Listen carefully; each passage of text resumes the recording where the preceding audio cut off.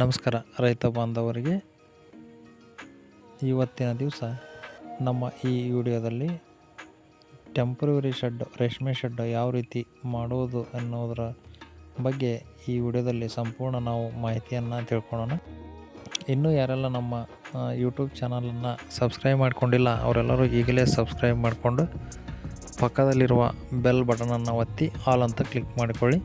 Click ಮಾಡುವುದರಿಂದ ನಿಮಗೆ ನಾವು ಹಾಕುವಂಥ ವಿಡಿಯೋ ಮೊಟ್ಟ ಮೊದಲಿಗೆ ನಿಮಗೆ ಬರುತ್ತವೆ. ಈ ವಿಡಿಯೋನ ಸಂಪೂರ್ಣ ಯಾರು ಸ್ಕಿಪ್ ಮಾಡದೆ ನೋಡ್ತಾ ಹೋಗಿ, ನಿಮಗೆ ಸಂಪೂರ್ಣ ಮಾಹಿತಿ ಸಿಗುತ್ತೆ. ವಿಡಿಯೋ ಕೊನೆಯಲ್ಲಿ ನಾವು ಈ ಟೆಂಪ್ರವರಿ ಶೆಡ್ಡಿನ ಒಂದು ಸ್ಕೆಚನ್ನು ನಾವು ಇದರಲ್ಲಿ ಹಾಕಿರುತ್ತೇವೆ. ಇದೊಂದು ಕಡಿಮೆ ಬಜೆಟ್ನಲ್ಲಿ ರೆಡಿ ಮಾಡುವಂತಹ ರೇಷ್ಮೆ ಶೆಡ್ಡು ಇದಾಗಿರುತ್ತೆ. ಮನೆ ಕಟ್ಟಿಸಲು ಆಗದೇ ಇರತಕ್ಕಂಥ ರೈತರು ಈ ಥರ ಒಂದು ಶೆಡ್ಡನ್ನು ಕಡಿಮೆ ಖರ್ಚಿನಲ್ಲಿ ಮಾಡಿಕೊಂಡು ರೇಷ್ಮೆ ಬೆಳೆಯನ್ನು ತೆಗಿಬೋದು, ಏನು ತೊಂದರೆ ಇಲ್ಲ.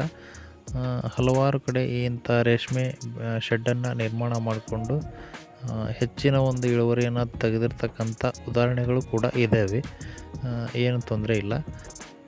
ಮನೆ ಕಟ್ಟಲು ಆಗದೇ ಇರತಕ್ಕಂಥ ರೈತ ಬಾಂಧವರು ಈ ಥರ ಒಂದು ರೇಷ್ಮೆ ಶೆಡ್ಡನ್ನು ರೆಡಿ ಮಾಡಿಕೊಂಡು ರೇಷ್ಮೆ ಬೆಳೆಯನ್ನು ಬೆಳೀಬೋದು, ಏನು ತೊಂದರೆ ಇಲ್ಲ.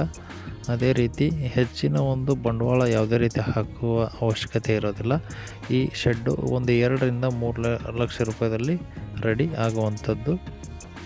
ಇದಕ್ಕೆ ರೇಷ್ಮೆ ಇಲಾಖೆಯಿಂದ ಕೂಡ ಸಬ್ಸಿಡಿ ಇರುತ್ತೆ. ಹೆಚ್ಚಿನ ಮಾಹಿತಿಗಾಗಿ ಕಮೆಂಟ್ ಮೂಲಕ ಏನಾದರೂ ಕೇಳೋದಿದ್ದರೆ ಕೇಳ್ಬೋದು. ವಿಡಿಯೋ ಇಷ್ಟ ಆದರೆ ಲೈಕ್ ಮಾಡಿ, ಶೇರ್ ಮಾಡಿ, ಸಬ್ಸ್ಕ್ರೈಬ್ ಮಾಡ್ಕೊಳ್ಳಿ. ಮತ್ತು ಮುಂದಿನ ವಿಡಿಯೋದಲ್ಲಿ ಸಿಗ್ತೇನೆ. ನಮಸ್ಕಾರ ರೈತ ಬಾಂಧವರೇ.